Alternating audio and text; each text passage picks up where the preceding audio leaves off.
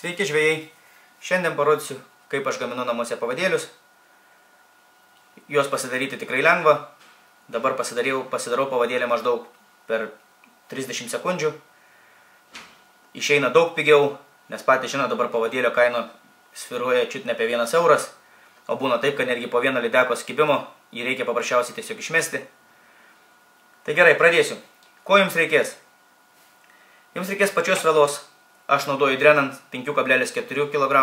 Ji yra labai gera, lanksti ir tvirta. Pagavau praeitą savaitgalį su ją 6 kg lydeką. Kas matėt Facebook'e nuotraukas. Tikrai įspūdingas dydis. Atlaikė be jokių problemų. Jums reikės žiebtuvėlio. Jums reikės pagaliuko ar tušinuko su kableliu, kad lystų kabliukas per segtuką, tiek suktuką. Superglue. Ir tie, kas daugiau gaudo lydekas, nei ešerius. Paprasčiausiai ar tvenkinyje yra jų daugiau, tai siūlyčiau vietoj superglue naudoti užspaudėlę varinę. Tai va, pradėsiu. Pasiimu vėlos.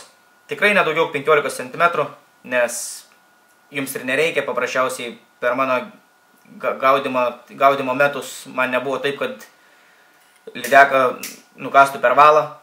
Todėl 10-15 cm pavadėlis yra tikrai per akis. Padeginu kraštus. Padeginu todėl, kad būtų per lenkimą vėla būtų minkštesnė, jin ir suktųsi geriau. Tai va, maunu segtuką. Užlenkiu, pasiimu savo įrankėlį, perveriu ir susuku.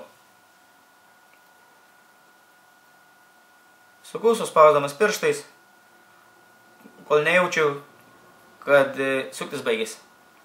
Va, paprastai lengva. Ta patį pakartoju ir su suktuku.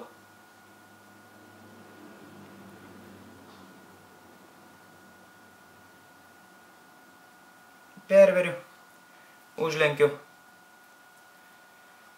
ir susuku.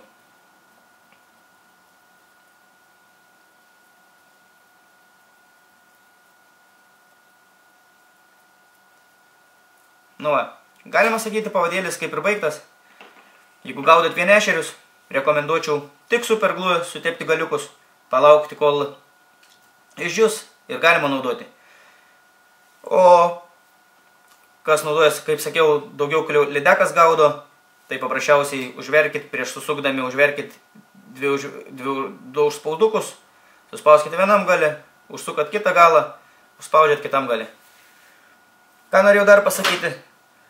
Gerai, kai darai savo pavadėlius ir jums savo pavyzdžiui susigarbanavo vienas, jokių būdų neišmeskite, grįžę namo paprasčiausiai nusikirpkite suktuką, segtuką ir jūs turėsite jau kitam pavadėliui paprasčiausiai atliekamus. Manau tiek šiam kartui. Tikiuosi kažką išmokot.